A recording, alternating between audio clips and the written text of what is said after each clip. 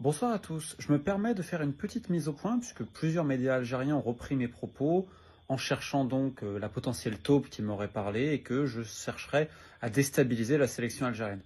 Alors ce que j'ai dit autour de Petkovic, que en gros certains de ses joueurs ont du mal à comprendre ses choix tactiques, c'est quand même pas le secret de l'année.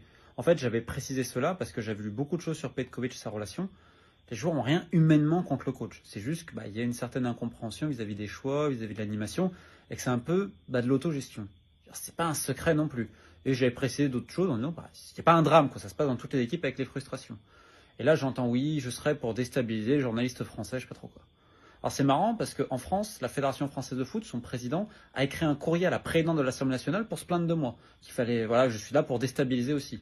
Je rappelle qu'il y a quelques mois, il y a des médias marocains qui ont fait croire qu'en fait j'étais un Algérien qui travaillait contre le Maroc à la solde de l'Algérie. Non, là, ça va plus trop. Et puis en Tunisie, je serai un menteur nommé Romano Molinaro. Alors en fait, selon le pays, je change de nom, d'origine, de nationalité, mais je chercherai toujours à faire du mal pour aider quelqu'un de l'extérieur. Alors au Népal, ils doivent dire pareil, au Laos, en Colombie, en Uruguay, parce que mon travail, c'est de parler des coulisses du football, notamment des instances, des dirigeants, ici et là. Donc en fait, je ne fais ni le jeu de la sélection algérienne, ni le jeu de la sélection marocaine, ni le jeu de la sélection française. Par contre, je n'ai absolument rien ni contre l'Algérie, ni contre la France, ni contre le Maroc, ni contre quiconque. Par contre, ce que j'aime pas, c'est les gens qui essayent de mentir et de faire croire des choses qui ne sont pas vraies aux gens. Moi, mon travail, c'est de faire l'inverse et d'expliquer tout simplement ce qui se passe en coulisses. Bref, bonne chance au Fennec pour demain pour la qualification. Et nous, on se dit à très vite. Type de Falif.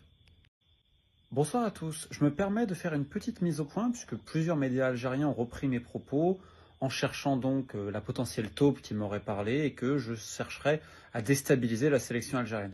Alors ce que j'ai dit autour de Petkovic, que en gros certains de ses joueurs ont du mal à comprendre ses choix tactiques, c'est quand même pas le secret de l'année.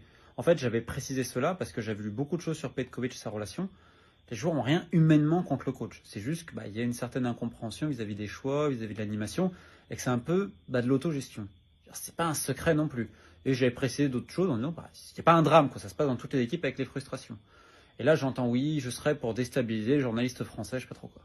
Alors c'est marrant parce qu'en France, la Fédération française de foot, son président, a écrit un courrier à la présidente de l'Assemblée nationale pour se plaindre de moi. Qu'il fallait, voilà, je suis là pour déstabiliser aussi.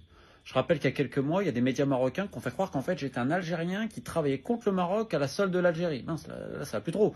Et puis en Tunisie, je serai un menteur nommé Romano Molinaro. Alors en fait, selon le pays, je change de nom, d'origine, de nationalité, mais je chercherai toujours à faire du mal pour aider quelqu'un de l'extérieur.